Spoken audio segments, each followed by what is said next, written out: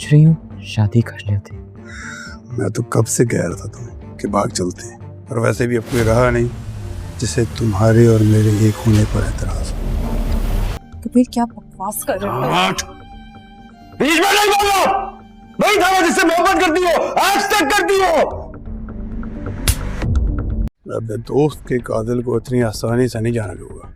चाहता तो मैं भी, लेकिन मैं सच्चाई तक पहुंचने के बाद कोई फैसला करूंगा। तुम्हारी चालाकियां, तुम्हारी मक्कारियां मेरे बेटे की खुशियां खा गई। अब तुम्हारे पास कोई रास्ता नहीं है। अस्मा बीबी, कैसे आना हुआ आज मेरी औताक में? क्या चाहिए?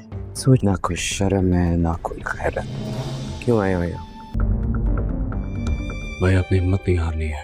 मैं वादा करता हूँ आपको ऐसा निकाल लूंगा। मैं हूं ना आपके साथ। तुमसे क्या रिश्ता था उसका? क्या बकवास कर रहे हो तुम? वही था ना ये जिससे तुम मोहब्बत करती थी। तुम्हारे पास कोई चारा नहीं है। तुम्हारी कहानी का यही इख्तिताम है।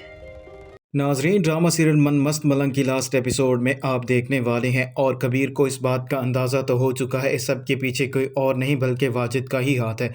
और कबीर जैसे ही अपने भाई से मिलकर जेल से वापस आ रहा होगा तो वाजिद भी वहां पर पहुंच जाएगा और वो कबीर को डराएगा, धमकाएगा और उसे यही बात करेगा कि मैं अपने दोस्त के कातिल को यूं ही नहीं जाने दूंगा और तुम तो ये बात भूल ही जाओ कि तुम्हारा भाई मुबीन कभी जेल से छूट कर आएगा। तो कबीर उसे यही बात करेगा, मैं भी यही चाहता हूं कि सिकंदर के कातिल को सज़ा मिले, लेकिन मैं बिल्कुल भी तुम्हारी तरह नहीं हूं, मैं पूरा कानून का सहारा लूँगा। और वाजिद यही समझ रहा होता है कि कबीर खान उस तक कभी भी नहीं पहुँच पाएगा, लेकिन ये उसकी बहुत बड़ी भूल होती है।